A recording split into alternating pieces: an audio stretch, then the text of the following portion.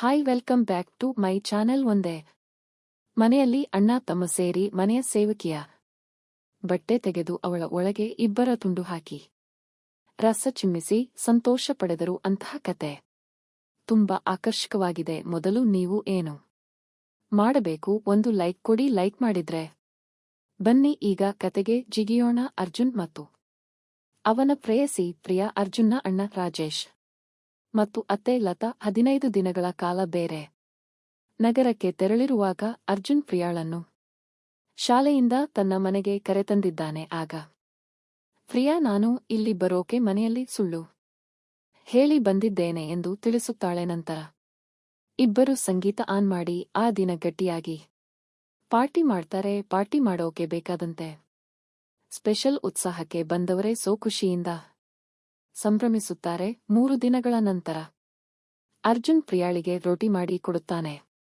ಆಗ ಪ್ರಿಯಾ ನೀನು 3 ದಿನದಿಂದ ಒಂದೇ ರೋಟಿ ತಿನ್ನಿಸ್ತಿರೋದು ಸಾಲಾಗಿದೆ ಎಂದು ಸಿಟ್ಟಾಗುತ್ತಾಳೆ.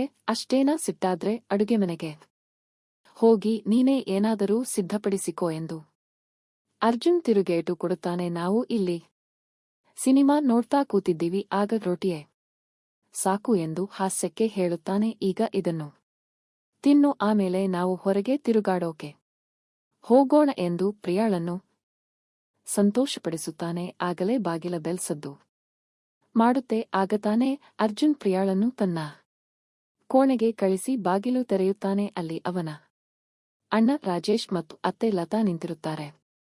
15 ದಿನಗಳಿಗೆಂದು ಹೊರಟವರು 2 ದಿನದಲ್ಲಿ ವಾಪಸ್ ಬಂದು ಬಿಟ್ಟಿದ್ದಾರೆ. ಇವರಿಬ್ಬರನ್ನು ನೋಡಿ ದಿಗ್ಭ್ರಮೆಗೊಂಡ ಅರ್ಜುನ್ ನೀವು ಇಷ್ಟು ತ್ವರೆಯಲ್ಲಿ ಯಾಕೆ ಬಂದಿರಿ ಎಂದು ಕೇಳುತ್ತಾನೆ.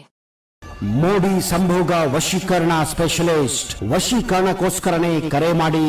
ಮಹಾಕಾಳಿ ತಾಂತ್ರಿಕ ಪೀಠಂ ಶ್ರೀ ಮಹಾ ಅಘೋರ ತಪಸ್ವಿ. ನಿಮ್ಮ ಪ್ರೀತಿಯನ್ನ ಮರಳಿ ಪಡೆಯಬೇಕೇ? ನಿಮ್ಮ ಪ್ರೀತಿಯನ್ನ ಮನೆಯಲ್ಲಿ ಒಪ್ಪುತ್ತಿಲ್ಲವೇ? ನೀವು ಇಷ್ಟಪಟ್ಟ ವ್ಯಕ್ತಿ ನಿಮ್ಮಂತೆ ಆಗಬೇಕೇ? ಲವ್ ಮ್ಯಾರೇಜ್ ನಲ್ಲಿ ಕುಟುಂಬದಿಂದ ಕಿರಿಕಿರಿಯಾಗುತ್ತಿದೆಯೇ? ನಿಮ್ಮ ಪತಿ ಅಥವಾ ಪತ್ನಿಗೆ ಪರಸ್ತ್ರೀ ಸಹವಾಸ ಬಿಡಿಸಬೇಕೇ? ಇಲ್ಲಿದೆ ಶಾಶ್ವತ ಪರಿಹಾರ. ವಶೀಕರಣ ಮತ್ತು ಶತ್ರು ಮುತ್ತಿಗೆಗೆ ಓಪನ್ ಚಾಲೆಂಜ್. ನಿಮ್ಮ ಕೆಲಸ ಕೇವಲ 2 ಗಂಟೆಯಲ್ಲಿ ಶಾಶ್ವತ ಸಮಾಧಾನ ಇಲ್ಲಿದೆ.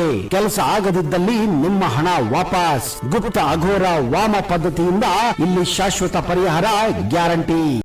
ರಾಜೇಶ್ ಯಾಕೆ ನಾವು ತ್ವರೆಯಲ್ಲಿ ಬಂದಿದ್ದಕ್ಕೆ ನಿನಗೇನಾದರೂ ತೊಂದರೆಯೇ? ಹೋಗಿ ಕುಡಿಯೋಕೆ ನೀರು ತೆಗೆ ಎಂದು ಗುಂಡಾಗಿ ಹೇಳುತ್ತಾನೆ.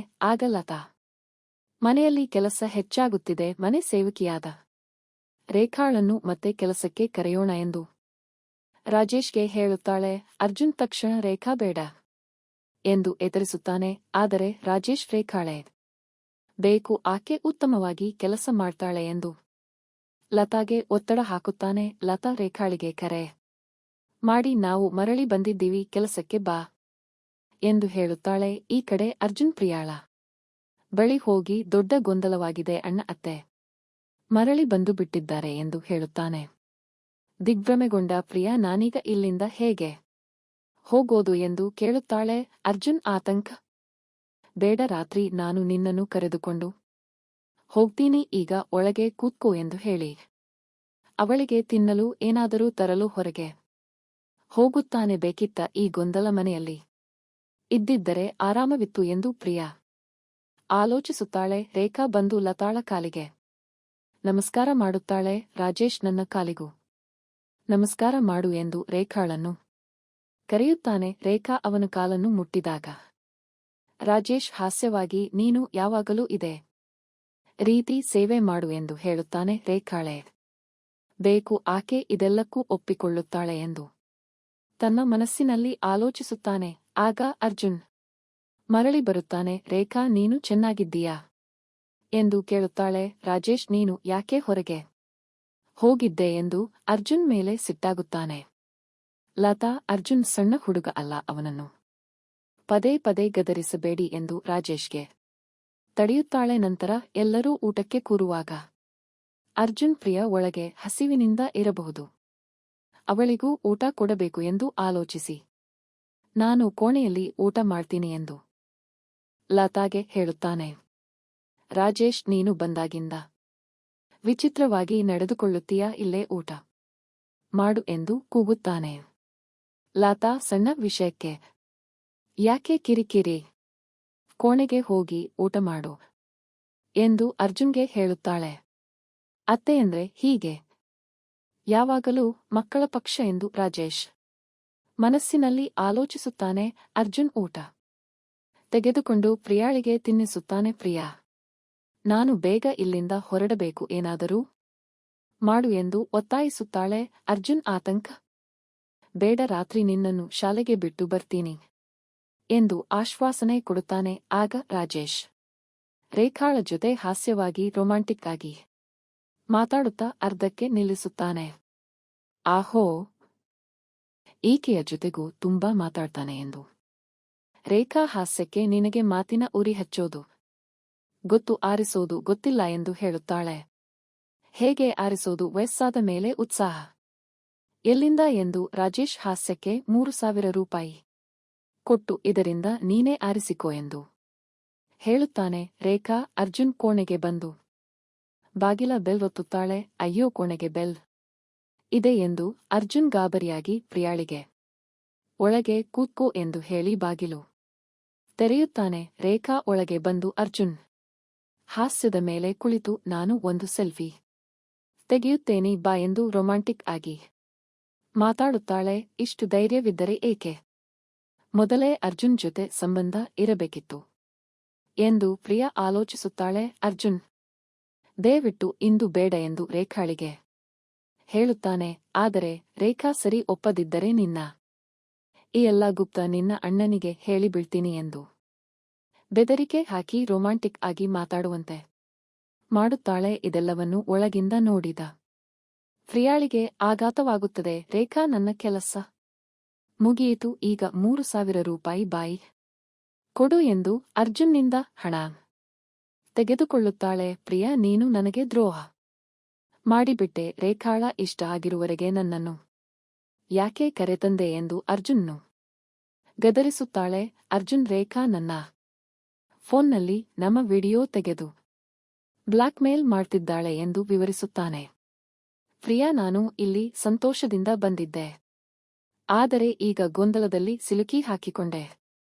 ಈಗಲೇ ನನ್ನನ್ನು ಶಾಲೆಗೆ ಬಿಟ್ಟು ಬಿಡು ಎಂದು ಕೇಳಿಕೊಳ್ಳುತ್ತಾಳೆ. ಅರ್ಜುನ್, ಈಗ ಬೇಡ, ನಾಳೆ ಖಂಡಿತ ಬಿಟ್ಟು ಬಿಡ್ತೀನಿ ಎಂದು ಆಶ್ವಾಸನೆ ಕೊಡುತ್ತಾನೆ. ಮರುದಿನ ರೇಖಾ ಕೋಣೆ ಸ್ವಚ್ಛಗೊಳಿಸುವುದಕ್ಕೆಂದು ಬಂದು ಪ್ರಿಯಾಳನ್ನು ನೋಡಿಬಿಡುತ್ತಾಳೆ. ಮುಗಿಯಿತು, ಈಗ ಈಕೆ ಎಲ್ಲವನ್ನೂ ತಿಳಿದುಕೊಂಡಳು ಎಂದು ಅರ್ಜುನ್ ಹೆದರಿಕೊಳ್ಳುತ್ತಾನೆ. ಅರ್ಜುನ್, ನಮ್ಮ ಗುಪ್ತ ಯಾರಿಗೂ ಹೇಳಬೇಡ ಎಂದು ರೇಖಾಳಿಗೆ ಬೇಡಿಕೊಳ್ಳುತ್ತಾನೆ. ರೇಖಾ, ನಾನು ಸುಮ್ಮನಿರಬೇಕಾದರೆ 7,000 ರೂಪಾಯಿ ಕೊಡು ಎಂದು ಕೇಳುತ್ತಾಳೆ. ಅರ್ಜುನ್ ರೇಖಾಳ ಅಕೌಂಟ್ಗೆ 7,000 ರೂಪಾಯಿ ವರ್ಗಾಯಿಸುತ್ತಾನೆ. ಒಂದು ದಿನ ನನಗೂ ಅವಕಾಶ ಬರುತ್ತೆ, ಆಗ ನಿನ್ನನ್ನು ಸುಮ್ಮನೆ ಬಿಡಲ್ಲ ಎಂದು ಮನಸ್ಸಿನಲ್ಲಿ ಆಲೋಚಿಸುತ್ತಾನೆ. ಮರುದಿನ ಅರ್ಜುನ್ ಪ್ರಿಯಾಳನ್ನು ಶಾಲೆಗೆ ಕರೆದೊಯ್ಯಲು ಸಿದ್ಧನಾಗುತ್ತಾನೆ. ಆಗ ರೇಖಾ ಬಂದು ನನ್ನ ಫೋನ್ನಲ್ಲಿ ರೆಕಾರ್ಡಿಂಗ್ ಆನ್ ಆಗಿದೆ, ನನ್ನ ಮುಂದೆ ನೀವಿಬ್ಬರೂ ರೊಮ್ಯಾಂಟಿಕ್ ಆಗಿ ಮಾತಾಡಬೇಕು ಎಂದು ಒತ್ತಾಯಿಸುತ್ತಾಳೆ. ಅಯ್ಯೋ, ಈಕೆಗೆ ಎಷ್ಟು ಧೈರ್ಯ ಎಂದು ಅರ್ಜುನ್ ಆಲೋಚಿಸುತ್ತಾನೆ. ಅವರು ಒಪ್ಪದಿದ್ದಾಗ ರೇಖಾ, ಈತ ನಾನು ಹೇಳಿದಂತೆ ಮಾಡದಿದ್ದರೆ ಈಗಲೇ ನಿನ್ನ ಅಣ್ಣನಿಗೆ ಎಲ್ಲವನ್ನೂ ತಿಳಿಸಿಬಿಡ್ತೀನಿ ಎಂದು ಬೆದರಿಸುತ್ತಾಳೆ. ಅರ್ಧ ಗಂಟೆ ರೊಮ್ಯಾಂಟಿಕ್ ಆಗಿ ಮಾತಾಡಿದ ನಂತರ ರೇಖಾ, ನನಗೆ 15 ದಿನದಲ್ಲಿ 1,00,000 ರೂಪಾಯಿ ಬೇಕು, ಇಲ್ಲದಿದ್ದರೆ ಈ ವಿಡಿಯೋ ವೈರಲ್ ಆಗುತ್ತೆ ಎಂದು ಹೆದರಿಸುತ್ತಾಳೆ. ಪ್ರಿಯಾ, ಈಗಲೇ ನನ್ನನ್ನು ಶಾಲೆಗೆ ಬಿಟ್ಟು ಬಿಡು ಎಂದು ಅರ್ಜುನ್ಗೆ ಒತ್ತಾಯಿಸುತ್ತಾಳೆ. ರೇಖಾ, 1,00,000 ರೂಪಾಯಿ ಸಿಗದ ಹೊರತು ನೀನಿಲ್ಲಿಂದ ಎಲ್ಲಿಗೂ ಹೋಗಲ್ಲ ಎಂದು ಪ್ರಿಯಾ ಅವಳನ್ನು ಹೆದರಿಸುತ್ತಾಳೆ. ಅಯ್ಯೋ, ಯಾಕೆ ಈ ಗೊಂದಲಕ್ಕೆ ಸಿಲುಕಿ ಹಾಕಿಕೊಂಡೆವು ಎಂದು ಪ್ರಿಯಾ ಅಳುತ್ತಾಳೆ. ಅರ್ಜುನ್ ನಿನ್ನನ್ನು ಶಾಲೆಗೆ ಬಿಟ್ಟು ರೇಖಾಳನ್ನು ನಂತರ ಎದುರಿಸುತ್ತೇನೆ ಎಂದು ಹೇಳುತ್ತಾನೆ. ರೇಖಾ ರಾಜೇಶ್ಗೆ ಬೇಗ ಬಂದು ರೊಮ್ಯಾಂಟಿಕ್ ಆಗಿ ಮಾತಾಡೋಣ ಎಂದು ಸಂದೇಶ ಕಳಿಸುತ್ತಾಳೆ. ಆಗ ಲತಾ ರಾಜೇಶ್ ಜೊತೆ ರೊಮ್ಯಾಂಟಿಕ್ ಆಗಲು ಪ್ರಯತ್ನಿಸುತ್ತಾಳೆ. ರಾಜೇಶ್ ನನಗೀಗ ಉತ್ಸಾಹ ಇಲ್ಲ ಎಂದು ಹೇಳುತ್ತಾನೆ. ಹೇಗೆ ಉತ್ಸಾಹ ಬರಲಿ, ಇಲ್ಲಿ ಎಲ್ಲ ಉತ್ಸಾಹ ಖಾಲಿಯಾಗಿ ಬಿಟ್ಟಿದೆ, ಬೆಸು ಆಗಿಬಿಟ್ಟಿದೆ ಎಂದು ಹಾಸ್ಯಕ್ಕೆ ಹೇಳುತ್ತಾನೆ ಲತಾ. ಯಾವಾಗಲೂ ಇದೇ ದೂರು, ಸ್ವಲ್ಪ ಜಗಳವಾದರೆ ಆಚೆ ಮಲಗೋಕೆ ಹೋಗಿ ಬಿಡ್ತೀರಾ ಎಂದು ಗದರಿಸುತ್ತಾಳೆ. ರಾಜೇಶ್, ನಾನು ಆಚೆ ಮಲಗಲ್ಲ, ರೇಖಾಳ ಜೊತೆ ಮಾತಾಡೋಕೆ ಹೋಗ್ತೀನಿ ಎಂದು ಮನಸ್ಸಿನಲ್ಲಿ ಆಲೋಚಿಸುತ್ತಾ ರೇಖಾಳ ಬಳಿ ಹೋಗುತ್ತಾನೆ. ಮಧ್ಯರಾತ್ರಿಯಲ್ಲಿ ಅರ್ಜುನ್ ಪ್ರಿಯಾಳನ್ನು ಶಾಲೆಗೆ ಬಿಟ್ಟು ಬಿಡಲು ಪ್ರಯತ್ನಿಸುತ್ತಾನೆ. ಆಗ ರೇಖಾ 1,00,000 ರೂಪಾಯಿ ಕೊಡದ ಹೊರತು ಇವಳು ಎಲ್ಲಿಗೂ ಹೋಗಲ್ಲ, ಹೋಗೋಕೆ ಪ್ರಯತ್ನಿಸಿದರೆ ವಿಡಿಯೋ ವೈರಲ್ ಮಾಡಿಬಿಡ್ತೀನಿ ಎಂದು ಬೆದರಿಸುತ್ತಾಳೆ. ಹೆದರಿದ ಅರ್ಜುನ್ ಮತ್ತು ಪ್ರಿಯಾ ಕೋಣೆಗೆ ಮರಳಿ ಹೋಗುತ್ತಾರೆ. ಮರುದಿನ ರೇಖಾ ಅರ್ಜುನ್ಗೆ ಒಂದು ಯೋಜನೆ ಹೇಳುತ್ತಾಳೆ. ನಿನ್ನ ಅಣ್ಣ ಅತ್ತೆಗೆ ಒಂದು ಸಣ್ಣ ಪಾನೀಯ ಕೊಡು, ಅವರಿಂದ 1,00,000 ರೂಪಾಯಿ ತೆಗೆದುಕೋ. ಅರ್ಜುನ್ಗೆ ಬೇರೆ ದಾರಿ ಇಲ್ಲದೆ ರೇಖಾ ಹೇಳಿದಂತೆ 2,00,000 ರೂಪಾಯಿ ತೆಗೆದು ಅದರಿಂದ 1,00,000ವನ್ನು ರೇಖಾಳಿಗೆ ಕೊಟ್ಟು ಪ್ರಿಯಾಳನ್ನು ಶಾಲೆಗೆ ಬಿಟ್ಟು ಬರುತ್ತಾನೆ. 1,00,000 ಕೇಳಿದರೆ ಇವನು 2,00,000 ತಂದಿದ್ದಾನೆ ಎಂದು ರೇಖಾ ಸಂತೋಷಪಡುತ್ತಾಳೆ. ಮರುದಿನ ರೇಖಾ ಆ ಹಣ ತೆಗೆದ ವಿಡಿಯೋವನ್ನು ತೋರಿಸಿ ಇನ್ನೂ ಹಣ ಕೊಡು ಎಂದು ಅರ್ಜುನ್ನನ್ನು ಕಾಡುತ್ತಾಳೆ. ರುಚಿ ಕಂಡ ಬೆಕ್ಕು ಸುಮ್ಮನಿರುತ್ತದೆ ಎಂದು ಅರ್ಜುನ್ ಸಿಟ್ಟಾಗುತ್ತಾನೆ.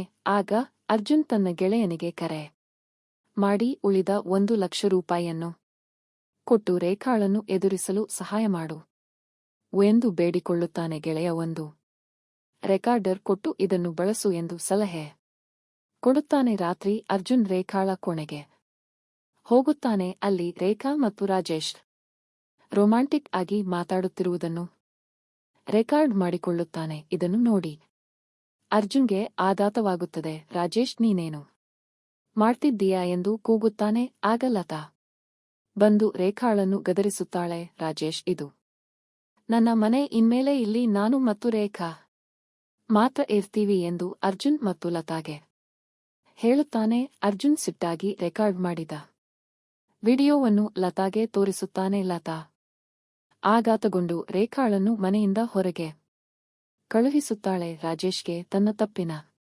ಅರಿವಾಗುತ್ತದೆ ಮತ್ತು ಅವನು ಕ್ಷಮೆ ಕೇಳುತ್ತಾನೆ. ಅರ್ಜುನ್ ಮತ್ತು ಪ್ರಿಯಾ ಶಾಲೆಗೆ ಸುರಕ್ಷಿತವಾಗಿ ಮರಳುತ್ತಾರೆ. ಕತೆ ಇಲ್ಲಿ ಮುಗಿಯುತ್ತದೆ. ಹೇಗಿತ್ತು ಕತೆ? ಮನೆ ಸೇವಕರನ್ನು ಕರೆತಂದಾಗ ಅವರ ಬಗ್ಗೆ ಚೆನ್ನಾಗಿ ತಿಳಿದುಕೊಂಡು ಕರೆತನ್ನಿ. ಈ ಕಾಲದಲ್ಲಿ ಯಾರನ್ನೂ ನಂಬೋಕೆ ಆಗಲ್ಲ. ಕತೆ ಇಷ್ಟವಾದರೆ ಲೈಕ್, ಶೇರ್, ಕಾಮೆಂಟ್ ಮಾಡಿ. ಚಾನೆಲ್ಗೆ ಹೊಸಬರಾದರೆ ಸಬ್ಸ್ಕ್ರೈಬ್ ಮಾಡಿಕೊಳ್ಳಿ. ಮತ್ತೊಂದು ಆಕರ್ಷಕ ಕಥೆಯ ಜೊತೆಗೆ ಮತ್ತೆ ಭೇಟಿಯಾಗೋಣ. ಬೈ.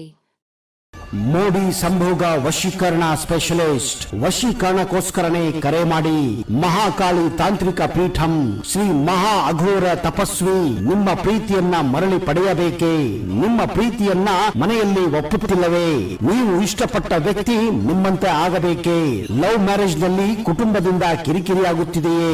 ನಿಮ್ಮ ಪತಿ ಅಥವಾ ಪತ್ನಿಗೆ ಪರಸ್ತ್ರೀ ಸಹವಾಸ ಬಿಡಿಸಬೇಕೇ? ಇಲ್ಲಿದೆ ಶಾಶ್ವತ ಪರಿಹಾರ. ವಶೀಕರಣ ಮತ್ತು ಶತ್ರು ಮುತ್ತಿಗೆಗೆ ಓಪನ್ ಚಾಲೆಂಜ್. ನಿಮ್ಮ ಕೆಲಸ ಕೇವಲ 2 ಗಂಟೆಯಲ್ಲಿ ಶಾಶ್ವತ ಸಮಾಧಾನ ಇಲ್ಲಿದೆ. ಕೆಲಸ ಆಗದಿದ್ದಲ್ಲಿ ನಿಮ್ಮ ಹಣ ವಾಪಸ್. ಗುಪ್ತ ಅಘೋರ ವಾಮ ಪದ್ಧತಿಯಿಂದ ಇಲ್ಲಿ ಶಾಶ್ವತ ಪರಿಹಾರ ಗ್ಯಾರಂಟಿ.